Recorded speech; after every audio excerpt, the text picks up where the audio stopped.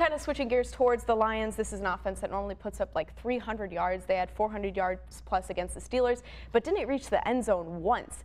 How are the Packers going to limit these weapons like Matthew Stafford, Golden Tate, Amir Abdullah? So this is a fascinating matchup of what one team is really bad at against what another team is really bad at. And the Packers are really, really bad with their red zone defense, but the Lions have shown that they can't score in the red zone either. Pittsburgh played tremendous red zone defense against the Lions last week.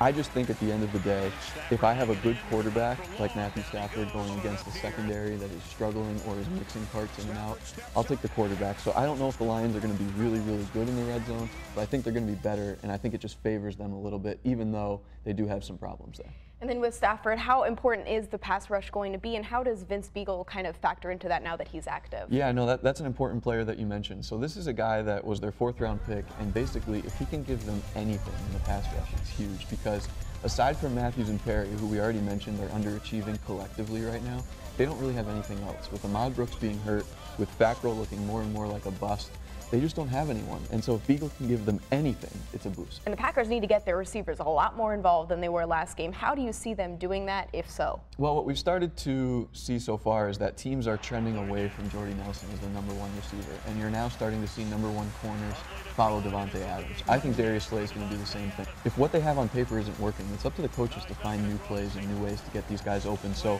as we mentioned earlier, it's a huge test for the coaches the second half of the season, and finding ways to get the ball to their playmakers is a huge part of that. Are there any other matchups that you're particularly watching in this Lions game? Well, I think everyone's looking at TJ Lang. You know, this is a guy that was with the Packers for a long, long time, played really good football as a guard here. He goes over to the Lions in free agency. Mike Daniels against TJ Lang is going to be a tremendous matchup, even Kenny Clark. I just think that you have the best linemen for the Lions, and then you have some of the best linemen for the Packers, and they're going to go right at it after going at it for years in practice. And that's just a fascinating component to Monday's game.